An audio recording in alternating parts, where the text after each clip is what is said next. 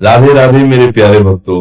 14 जनवरी यानी मकर संक्रांति के दिन खुद मां लक्ष्मी ने बताया कि जो लोग मकर संक्रांति के दिन ऐसा करते हैं, जो हमने आगे वीडियो के माध्यम से बताया है, वो लोग हमेशा गरीब रहते हैं।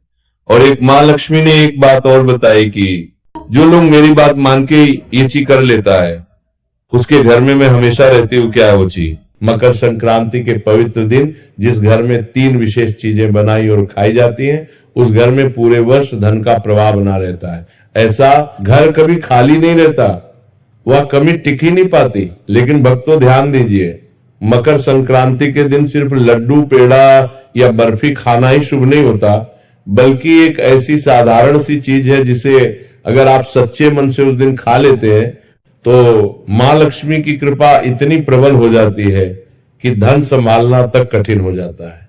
पर भक्तों, जितना जरूरी सही चीज खाना है, उतना ही जरूरी है गलत चीजों से दूर रहना। क्योंकि मां लक्ष्मी ने यह भी स्पष्ट किया है कि मकर संक्रांति के दिन अगर भूलकर भी एक विशेष प्रकार का भोजन घर में बना या खाया गया तो पूरा परिवार धीरे धीरे आर्थिक पतन की ओर बढ़ने लगता है। ऐसे घर से महालक्ष्मी बिना शोर किए विदा ले लेती हैं। भक्तों, यही नहीं, मकर संक्रांति के दिन भगवान सूर्य देव की कृपा प्राप्त करने के लिए क्या खाना चाहिए, क्या नहीं खाना चाहिए और कौन से काम बिल्कुल नहीं करने चाहिए, ये सब जानना अत्यंत आवश्यक है। क्योंकि साल की ये संक्रांति पूरे वर्ष की दिशा तय करती है। कहा जाता है कि जो लोग मकर संक्रांति के पवित्र दिन 5 विशेष गलतियां कर बैठते हैं, उनके जीवन में कंगाली आने में देर नहीं लगती। उनके घर में पैसा आता तो है लेकिन टिकता नहीं, और जिस घर में धन नहीं टिकता वहां सुख भी नहीं टिकता। भक्तों, ये वीडियो सिर्फ जानकारी नहीं है, ये एक चेतावनी है।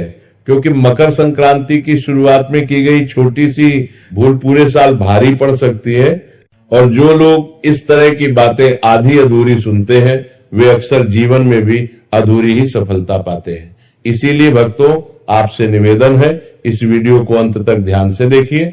आगे इस वीडियो में हम आपको बताएंगे एक ऐसी चीज जिसे अगर आप मकर संक्रांति को घर ले जाते हैं तो आपके घर में धन की कमी कभी नहीं होती। 3 ऐसे कार्य जिनसे मां लक्ष्मी तुरंत प्रसन्न होती हैं, और वह चीजें जिन्हें मकर संक्रांति से पहले घर से निकाल फेंकना अत्यंत आवश्यक है। मकर संक्रांति का दिन बहुत ही पवित्र और शक्तिशाली होता है। इस दिन किया गया हर कार्य कई गुना फल देता है। इसलिए कोई भी गलती, चाहे अनजाने में ही क्यों ना हो, आपके जीवन पर भारी प्रभाव डाल सकती है। इसीलिए आगे की सारी बातें हम आपको क्रम से पूरी स्पष्टता के साथ बताएंगे। अब हम आपको बताते हैं उन विशेष चीजों के बारे में जिन्हें अगर आप 14 जनवरी मकर संक्रांति के दिन अपने घर में ले आते हैं तो धन की दिशा स्वयं आपके घर की ओर मुड़ जाती है। कहा जाता है कि इन वस्तुओं का संबंध सीधे मां लक्ष्मी की स्थायी कृपा से होता है। सबसे पहली चीज है धातु का कछुआ।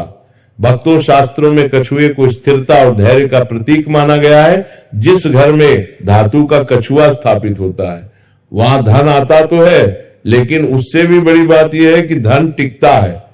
ऐसे घर में अचानक खर्चे नहीं बढ़ते और पैसों की तंगी बार बार नहीं आती। अगर आप इसे अपने घर की तिजोरी, पूजा स्थल या कार्यस्थल पर रखते हैं तो तरक्की के रास्ते धीरे धीरे खुलने लगते हैं। दूसरी अत्यंत शुभ वस्तु है तुलसी का पौधा। भक्तों, तुलसी केवल एक पौधा नहीं है, बल्कि साक्षात देवी स्वरूप मानी जाती है। जिस घर में तुलसी का पौधा सही विधि से लगाया और उसकी सेवा की जाती है, वहां नकारात्मक ऊर्जा टिक नहीं पाती। मकर संक्रांति के दिन तुलसी का पौधा घर लाना विशेष फलदायी माना गया है, क्योंकि इससे पूरे वर्ष घर में सकारात्मकता और मानसिक शांति बनी रहती है। तीसरी चीज है दक्षिणावर्ती शंख। भक्तों, दक्षिणावर्ती शंख लक्ष्मी का निवास स्थान कहा गया है। मान्यता है कि जिस घर में यह शंख होता है वहां धन की कमी नहीं रहती। मकर संक्रांति के दिन इसे घर लाने से पूरे वर्ष मां लक्ष्मी की कृपा बनी रहती है और रुके हुए काम धीरे धीरे पूरे होने लगते हैं। चौथी वस्तु है मोरपंख। भक्तों, मोरपंख भगवान श्री कृष्ण को अत्यंत प्रिय है। इसे घर लाने भक्तों, मोरपंख में रखने से न केवल आर्थिक स्थिति मजबूत होती है, बल्कि घर में आपसी प्रेम और सौहार्द भी बना रहता है। माना जाता है कि मोरपंख घर की नकारात्मक दृष्टि को भी दूर करता है। 5वीं चीज है लघु नारियल। मकर संक्रांति के दिन लघु नारियल को खरीद कर विधि विधान से पूजा करने के बाद तिजोरी में रखना अत्यंत शुभ माना गया है। ऐसा करने से धन संपत्ति में धीरे धीरे वृद्धि होती है और परिवार में समृद्धि बनी रहती है। भक्तों ध्यान रखिए, इन चीजों को केवल दिखावे के लिए नहीं बल्कि श्रद्धा और विश्वास के साथ घर में लाना चाहिए, क्योंकि मां लक्ष्मी भाव देखती है, दिखावा नहीं। अब आगे हम आपको बताएंगे कि मकर संक्रांति के दिन कौन से काम भूलकर भी नहीं करने चाहिए, क्योंकि जितना जरूरी शुभ चीजें अपनाना है उतना ही जरूरी अशुभ कर्मों से दूर रहना भी है। भक्तों अब हम आपको उन गलतियों के बारे में बताने जा रहे हैं जो 14 जनवरी मकर संक्रांति के दिन अक्सर लोग अनजाने में कर बैठते हैं, लेकिन शास्त्रों के अनुसार यही छोटी छोटी गलतियां पूरे साल की आर्थिक स्थिति और मानसिक शांति को प्रभावित करती है। सबसे पहली और सबसे बड़ी भूल है लड़ाई, झगड़ा और वाद विवाद। मकर संक्रांति के पवित्र दिन अगर घर में कलह होती है तो पूरे वर्ष उसी ऊर्जा का प्रभाव बना रहता है। कहा जाता है कि जिस घर में संक्रांति के दिन अशांति होती है वहां मां लक्ष्मी प्रवेश करने से कतराती है। इसीलिए इस दिन घर में शांति, संयम और मधुर वाणी बनाए रखना अत्यंत आवश्यक है। दूसरी गलती है तामसिक भोजन का सेवन। भक्तों मकर संक्रांति केवल तारीख बदलने का दिन नहीं होता, बल्कि ये एक पवित्र दोनों का आरंभ माना जाता है। इस दिन मांस, मदिरा या अत्यधिक मसालेदार भोजन करने से घर की सकारात्मकता कम हो जाती है। मान्यता है कि संक्रांति के दिन जैसा भोजन होता है वैसी ही प्रवृत्ति पूरे वर्ष बनी रहती है। तीसरी बड़ी भूल है कर्ज लेना या उधार मांगना। मकर संक्रांति के दिन अगर आप किसी से कर्ज लेते हैं तो पूरे वर्ष आर्थिक दबाव बना रहता है। ये दिन धन के आवागमन को दिशा देने का दिन होता है, इसलिए इस दिन किसी भी प्रकार का लेन देन सोच समझकर ही करना चाहिए। चौथी गलती है घर को अव्यवस्थित और गंदा रखना।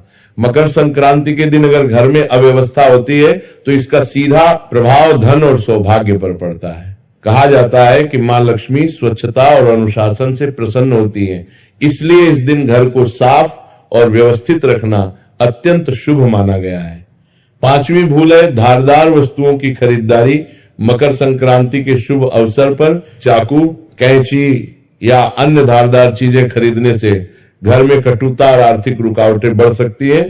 इस दिन ऐसी वस्तुओं से दूर रहना ही बेहतर माना गया है। ये 5 गलतियां देखने में साधारण लगती हैं, लेकिन इनके प्रभाव पूरे साल दिखाई देते हैं।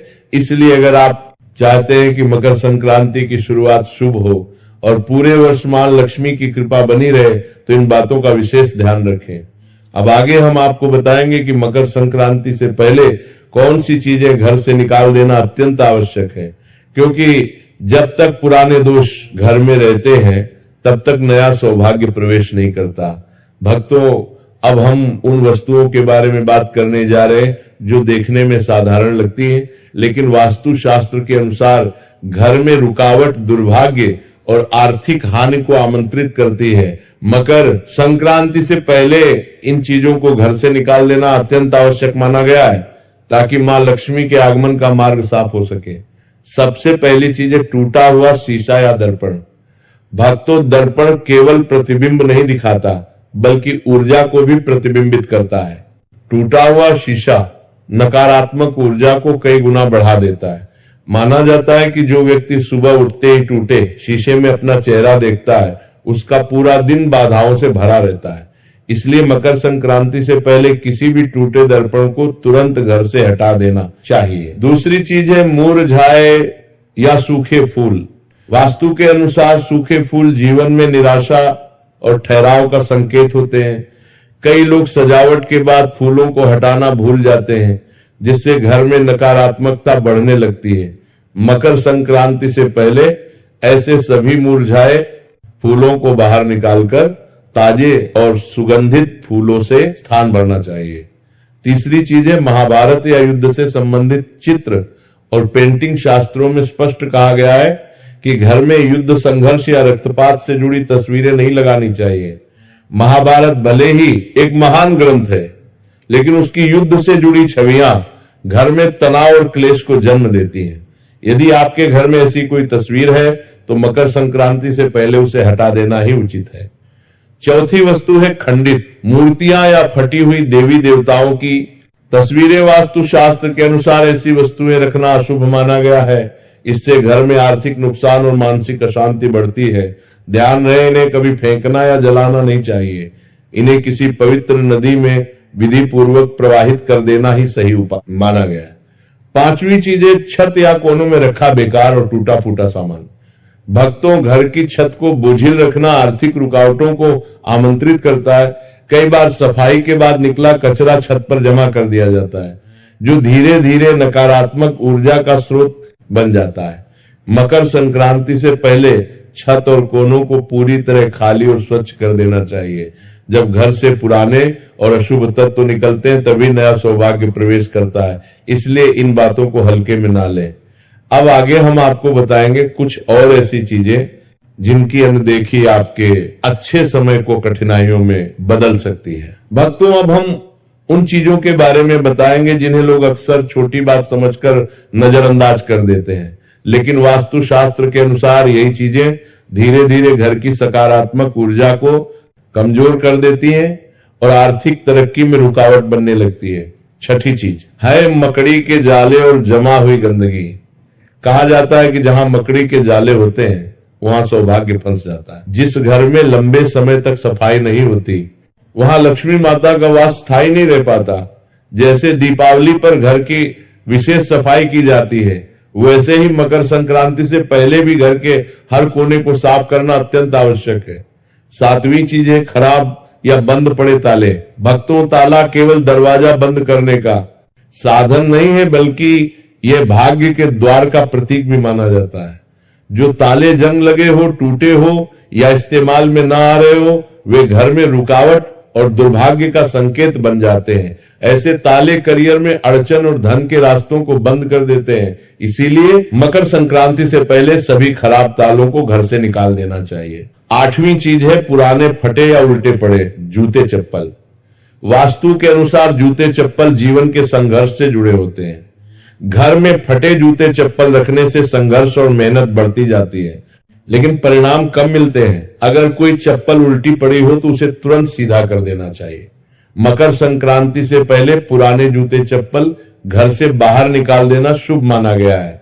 नौवीं चीज है कपल्स के कमरे में हिंसक या जंगली जानवरों की तस्वीरें, जैसे सुअर, भालू, आक्रामक पक्षी या अन्य हिंसा दर्शाने वाली आकृतियां। वास्तु शास्त्र के अनुसार ऐसी तस्वीरें रिश्तों में तनाव और घर में अशांति बढ़ाती हैं। इससे आर्थिक स्थिरता भी प्रभावित होती है। इसलिए मकर संक्रांति से पहले, इससे पहले यह समझना भी आवश्यक है कि इसे मकर संक्रांति या उत्तरायण क्यों कहा जाता है और इस दिन की विशेष महिमा क्या है। हमारी सनातन परंपरा, वेद, पंचांग और ज्योतिष के अनुसार देवताओं के यहाँ समय का क्रम हमसे अलग होता है। वहां 6 महीने रात रहती है और 6 महीने दिन के सम्मान रहते हैं। हमारे एक वर्ष में उनके एक दिन और एक रात पूरी होती है। सूर्यदेव निरंतर गति करते हुए 12 राशियों से होकर गुजरते हैं। जब सूर्य दक्षिण दिशा की ओर झुकता है और दिन छोटे होने लगते हैं तो उसे दक्षिणायन कहा जाता है। यह स्थिति तब बनती है जब सूर्य कर्क राशि में प्रवेश करता है। इसके बाद जब सूर्य धनु राशि से आगे बढ़कर मकर राशि में प्रवेश करता है तभी से उत्तरायण आरंभ होता है।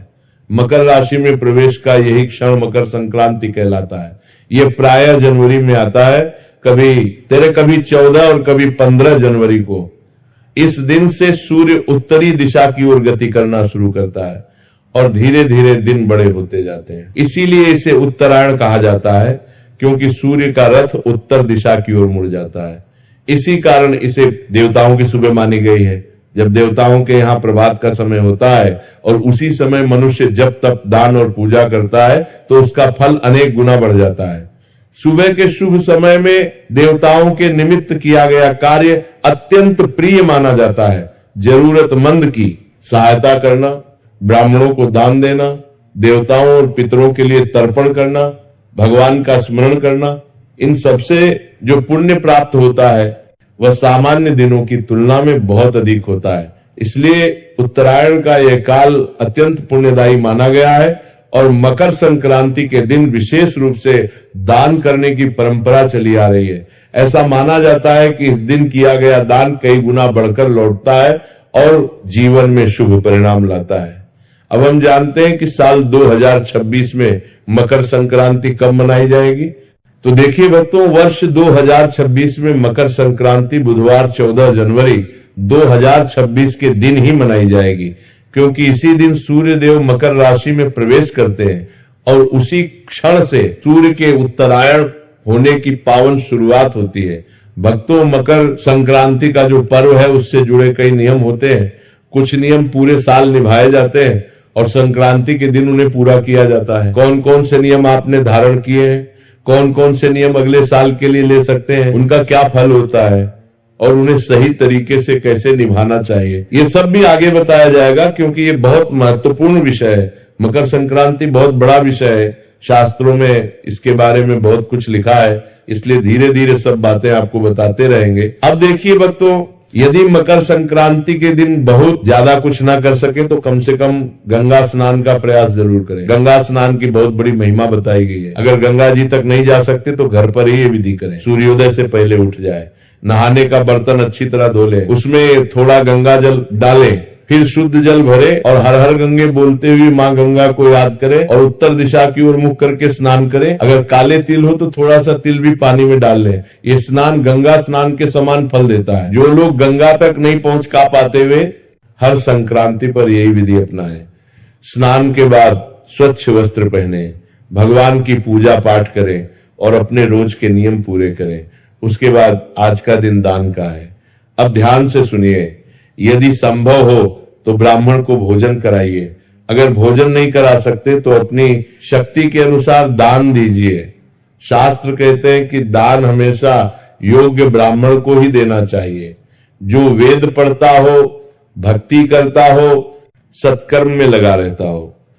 ऐसे ब्राह्मण को दिया गया दान बड़ा पुण्य देता है। अयोग्य ब्राह्मण को दिया गया दान फल नहीं देता। इसलिए सोच समझकर दान करें। आज के दिन ब्राह्मणों को दान दीजिए, गरीबों की मदद कीजिए, भंडारा या लंगर में सहयोग कीजिए। अगर खुद नहीं कर सकते तो जहां लंगर चलता हो वहां मदद कर दीजिए। गरीब बच्चों को भोजन दीजिए, बिस्किट दे दीजिए, कपड़े, कंबल, शॉल, स्वेटर जो संभव हो वो दे दीजिए। जितना कर सके उतना अवश्य दान कीजिए, क्योंकि आज किया गया दान कई गुना बढ़कर वापस मिलता है। अब देखिए भक्तों, जब आप दान और सत्कर्म करते हैं तो आपके पाप कम होते हैं और पुण्य बढ़ता है। जब पुण्य का पलड़ा भारी हो जाता है तो जीवन में बदलाव दिखाई देना शुरू हो जाता है। चेहरे पर तेज आता है, मन प्रसन्न रहता है, लोग आपकी ओर खींचे चले आते हैं, कामों में सफलता मिलती है और ईश्वर की कृपा का अनुभव होता है। यह पुण्य सिर्फ इसी जन्म में नहीं, आगे की यात्रा में भी साथ जाता है। जब मनुष्य इस दुनिया को छोड़कर आगे की यात्रा पर जाता है तो उसका मार्ग लंबा होता है। शास्त्र कहते हैं कि ये यात्रा पूरे 1 वर्ष की होती है, इसलिए मासिक श्राद्ध किए जाते हैं। इस मार्ग में वही वस्तुएं सहायता करती हैं जो आप जीवन में दान कर चुके होते हैं।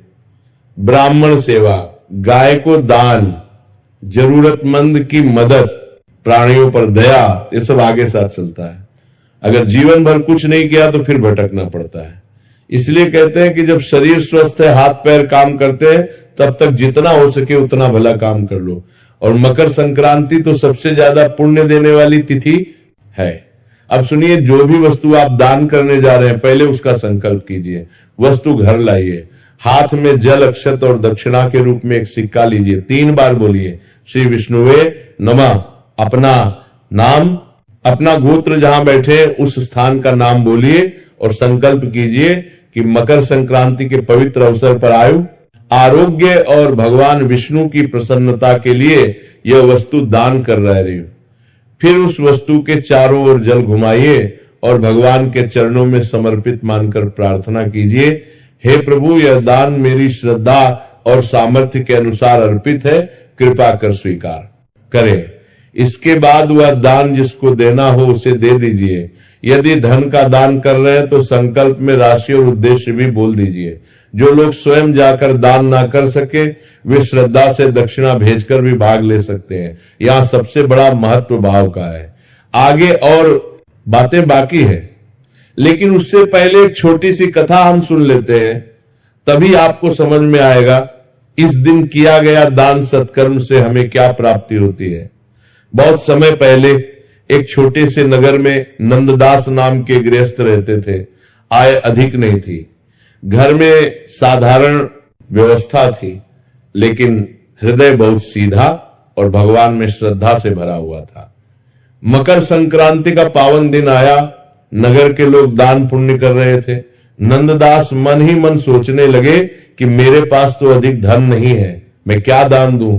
फिर उनके मन में विचार आया कि दान का मूल्य सामान से नहीं भावना से होता है। उन्होंने घर का सादा भोजन बनाया, थोड़ा गुड़ और तिल एकत्र किया, एक पुराना लेकिन साफ कंबल साथ लिया और समीप रहने वाले वेद पाठी सत्कर्मी ब्राह्मण के घर जा पहुंचे। वहां उन्होंने विनम्र भाव से कहा कि आज मकर संक्रांति के पावन दिन पर भगवान के नाम से ये छोटा सा दान स्वीकार करें। ब्राह्मण अत्यंत प्रसन्न हुए। उन्होंने नंददास के सिर पर हाथ रखकर आशीर्वाद दिया और कहा कि आज तुमने श्रद्धा और सच्चे मन से दान किया है।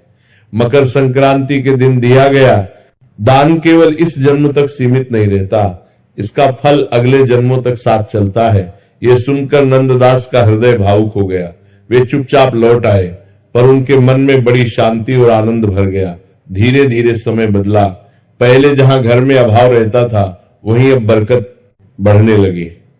छोटा व्यापार बढ़ा, परिवार में सुख शांति आई, मन में चिंता कम हुई और संतोष बढ़ता चला गया। नंददास समझ गए कि दान से धन कम नहीं होता, बल्कि ईश्वर की कृपा बनकर लौटता है। जब कालांतर में उनका शरीर छूट गया और आत्मा आगे बढ़ी, तो देवदूतों ने कहा कि इसने मकर संक्रांति के दिन श्रद्धा से ब्राह्मण को दान दिया था, इसका पुण्य इसके साथ चलेगा। अगले जन्म में वही आत्मा एक संपन्न और सद्गुणों से युक्त परिवार में जन्मी।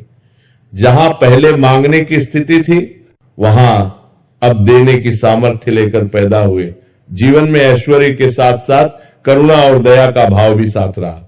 इस प्रकार यह अनुभव सत्य सिद्ध हुआ कि मकर संक्रांति के दिन योग्य ब्राह्मण गरीब और जरूरतमंद को श्रद्धा से दिया गया दान पापों को घटाता है, पुण्य को बढ़ाता है, दरिद्रता को दूर करता है और उसका फल इस जन्म में भी मिलता है और अगले जन्मों में भी साथ चलता है। दान की वस्तु छोटी हो या बड़ी, यदि हृदय से दी जाए तो उसका फल अनंत हो जाता है। कथा समाप्त होने के बाद अब आप ये समझिए, मकर संक्रांति के दिन सूर्य देव की पूजा विशेष फल देने वाली मानी गई है। स्नान और दान के बाद सूर्य की आराधना अवश्य करनी चाहिए। तांबे या पीतल के लोटे में पहले थोड़ा गंगा जल और फिर शुद्ध जल भरें, उसमें रोली और लाल पुष्प डालें और सूर्य देव को अर्घ्य अर्पित करें। ओम सूर्य नमः का फुर दिया जेले करते नाम के प्रेम की बात जप करें। अर्घ्य देते समय लोटे को इस प्रकार रखें कि गिरती हुई जलधारा के बीच से सूर्य दिखाई दे। यही अर्घ्य देने की विधि है।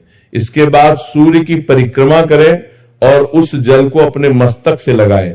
यदि तिल से बनी मिठाई हो तो सूर्य देव को भोग लगाएं और विनम्र भाव से प्रार्थना करें कि हे सूर्य देव, आज आपके उत्तरायण होने पर मैं आपकी उपासना करता हूं। कृपा कर जीवन की बाधाओं को दूर करें और मेरे कर्मों में प्रकाश भरे। मकर संक्रांति पर स्नान, दान और सूर्य की उपासना तीनों अत्यंत महत्वपूर्ण माने गए हैं। यदि केवल यही तीन कार्य श्रद्धा से कर लिए जाए तो भी बड़ा कल्याण होता है। बाकी जो नियम निभा सके वे अवश्य अपनाएं। यह दिन केवल तिथि नहीं बल्कि नए संकल्प और नई ऊर्जा का शुभ अवसर है। सूर्यदेव उत्तरायण होकर हमें यह संदेश देते हैं कि जीवन में अंधकार छोड़कर प्रकाश की ओर बढ़ना चाहिए, नकारात्मकता त्याग कर सकारात्मकता अपनानी चाहिए और आलस्य छोड़कर कर्म पथ पर आगे बढ़ना चाहिए। अब वर्ष 2026 की मकर संक्रांति की तिथि भी स्पष्ट सुन ले। मकर संक्रांति 2026 में बुधवार 14 जनवरी को मनाई जाएगी। इसी दिन सूर्य मकर राशि में प्रवेश करेंगे। उसी क्षण से उत्तरायण का शुभारंभ माना जाता है। यह दिन छठ तिथिला एकादशी का भी रहेगा, इसीलिए 14 और 15 की जो उलझन है उसे छोड़ दीजिए और 14 जनवरी को विधिवत मकर संक्रांति का पर्व हर्ष और श्रद्धा से मनाइए। भक्तों, मकर संक्रांति का पर्व बहुत ही बड़ा और विशेष माना जाता है। भक्तों, जब सूर्य धनु राशि से निकलकर मकर राशि में प्रवेश करते हैं तो उसी दिन को मकर संक्रांति कहते हैं। भक्तों, भारत देश में इसे अलग अलग जगहों पर अलग अलग नामों से जाना जाता है। जैसे उत्तर भारत में इसे खिचड़ी, पंजाब में लोहड़ी, दक्षिण भारत में पोंगल के नाम से मनाया जाता है। इस साल पूरे भारत देश में सभी लोगों के मन में यह कंफ्यूजन बना हुआ है कि इस बार हमें मकर संक्रांति 14 जनवरी को मनानी है या 15 जनवरी को। भक्तों, मकर संक्रांति उस दिन मानी जाती है जिस दिन सूर्य मकर राशि में प्रवेश कर रहे होते हैं या सूर्य का गोचर मकर राशि में हो रहा होता है। और इस बार सूर्य का मकर राशि में गोचर 14 जनवरी 2026 को दोपहर 3:13 पर हो रहा है। यानी कि इस समय सूर्य का उत्तरायण हो रहा है, इसका पारी लेता है। हिसाब से इस बार 14 जनवरी को ही मकर संक्रांति का पर्व मनाया जाएगा। भक्तों, संक्रांति को गंगा स्नान करने के बाद दान पुण्य करना बहुत ही ज्यादा विशेष माना जाता है और इस दिन पुण्य काल और महापुण्य काल में दान करने का हमें बहुत ही बड़ा फल मिलता है। भक्तों, मकर संक्रांति को पुण्य काल दोपहर 3:13 से लेकर शाम 5:45 तक रहेगा। वही महापुण्य काल का समय दोपहर 3:13 से लेकर शाम 4:58 तक रहेगा। भक्तों, इस समय के बीच में आप दान पुण्य कर सकते हैं। जैसे गरीबों में कंबल बांटना, कपड़े बांटना या भोजन का दान करना अत्यंत शुभ रहेगा। भक्तों, इसी के साथ में मकर संक्रांति के दिन खिचड़ी का दान करना बहुत ही शुभ माना जाता है। पर इस बार मकर संक्रांति के दिन यानी 14 जनवरी के दिन ही एकादशी भी पड़ रही है और एकादशी के दिन चावल का प्रयोग नहीं किया जाता है। इसीलिए इस बार कई सारे लोगों के मन में यह प्रश्न भी है कि एकादशी के दिन हम खिचड़ी का दान कैसे करें या घर में खिचड़ी कैसे बनाएं। भक्तों, 14 जनवरी मकर संक्रांति को एकादशी होने के कारण आप इस दिन चावल की खिचड़ी नहीं बना सकते और ना ही इसका दान कर सकते हैं। और आप चाहे तो खिचड़ी का दान अगले दिन कर सकते हैं। पर इसके अलावा आप लोग इस दिन तिल और गुड़ से बनी हुई सामग्री या लड्डू का विशेष रूप से दान करेंगे तो आपको वही फल मिलेगा जो खिचड़ी दान करने से मिलता है। क्योंकि मकर संक्रांति के दिन तिल और गुड़ का विशेष महत्व माना जाता है।